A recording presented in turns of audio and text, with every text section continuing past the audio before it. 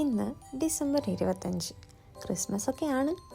ഇന്ന് രാത്രി തൊട്ട് എനിക്ക് മറ്റേ പാതിര കുർബാനയുടെ ദിവ്യവിളി കേട്ടതാ പോകാൻ വേണ്ടിയിട്ട്. അങ്ങനെ ഒന്ന് കുർബാനയ്ക്കൊക്കെ പോയേക്കാന്ന് പ്ലാനൊക്കെ ഇട്ടിരുന്നു. പക്ഷെ തൊട്ടടുത്ത പള്ളിയിൽ ഇല്ലാതിരുന്നുകൊണ്ടും ദൂരെയുള്ള ഏതോ ഒരു പള്ളിയിൽ കുർബാന ഉണ്ടായുള്ളൂ.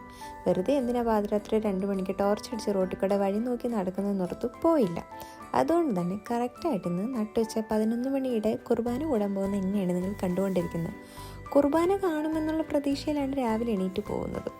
തണുപ്പ് കാരണം ഒരു രക്ഷയില്ലാതിരുന്നുകൊണ്ട് കിട്ടിയ ഗ്ലൗസും ഷോളും എല്ലാം വാരി തട്ടിയിട്ടുണ്ട്. നടന്നു പോകുന്നത് മറ്റേ യന്ത്രൻ്റെ അത്ത ചിട്ടി റോബോട്ട് കണക്കാണ്. ഇതാണ് ഞാൻ എപ്പോഴും പോകുന്ന പള്ളി. പള്ളിയുടെ തൊട്ടടുത്ത്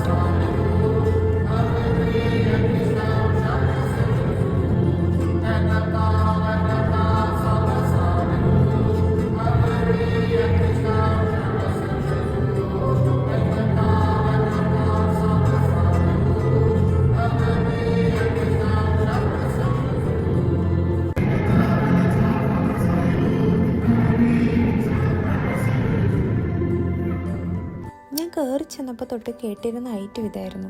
പക്ഷെ നമുക്ക് ഒത്തിരി കേട്ടുപരിചയമുള്ളൊരു സാധനം. ഇത് ഫ്രഞ്ചിലായിട്ടുണ്ട്, പെട്ടെന്ന് മനസ്സിലായില്ല.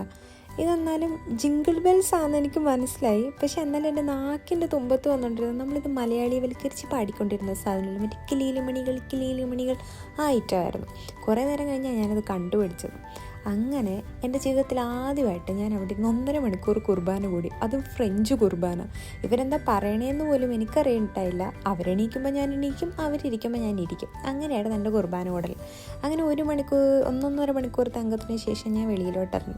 ഇതാണ് ആ ചർച്ചിൻ്റെ സൈഡ്. ഒരു സൈഡ് ഈ ചർച്ചും അതിൻ്റെ ഓപ്പോസിറ്റ് സൈഡ് ഒരു ലേക്ക് പോലെയാണ്. ഞാനിതിൽ കുറച്ച് നേരം നടന്നു. ഇവിടുന്ന് 10 മിനിറ്റ് വീട്ടിലോട്ട് നടക്കാനുള്ളൂ. അപ്പോൾ ഇത് നടന്നു പോകാമെന്നൊക്കെയായിരുന്നു ഞാൻ ഇരുന്നത്. കഴിഞ്ഞ വർഷം ഈ ഒരു സമയത്ത് ഞാൻ ഈ സൈഡിലുള്ള ഒരു ബെഞ്ചിൽ വന്നിരുന്നിട്ട് ഈ താറാവിനെ നോക്കി ഇരുന്നിട്ടുണ്ട്. എങ്ങോട്ടാണ് ദൈവമേ എൻ്റെ ജീവിതത്തിൻ്റെ പോക്ക് എന്ന് മനസ്സിലാവാത്തൊരവസ്ഥയിൽ ഒരു 3 മണിക്കൂറോളം ഞാനവിടെ സ്പെൻഡ് ചെയ്തിട്ടുണ്ട്. ഇന്ന് ഞാൻ അവിടെ നിന്നപ്പോൾ എനിക്ക് തോന്നിയത് കഴിഞ്ഞ വർഷത്തെ അപേക്ഷിച്ച് ഒരു വർഷം പെട്ടെന്ന് പോയി. അത് കുറേ മാറ്റങ്ങൾ വന്നു, കുറേ നല്ല കാര്യങ്ങൾ സംഭവിച്ചു, കുറേ ചീത്ത കാര്യങ്ങൾ നടന്നു. എന്താണേലും ആ ഒരു മൊമെൻറ്റിൽ I was forever grateful for this year. അങ്ങനെ നടക്കാമെന്നുള്ള എൻ്റെ പ്രയാണത്തിന് തടയിട്ടുകൊണ്ടാണ് എൻ്റെ കൈയും കലുമൊക്കെ ഇങ്ങോട്ട് തണുത്ത് മറിക്കാൻ തുടങ്ങിയത്. പിന്നെ താഴെ വീട്ടിൽ വന്നൊരു കാരഫോറിൽ നിന്ന് നമ്മളൊരു യോഗോട്ട് മേടിച്ച് നേരെ റൂമിലെത്തി. അങ്ങോട്ട് പോയപ്പോൾ മൂക്കിന് പ്രശ്നമൊന്നുമില്ലായിരുന്നു. ഇങ്ങോട്ട് വന്നപ്പോൾ അതെന്തോ ഒലിക്കുന്നുണ്ടായി.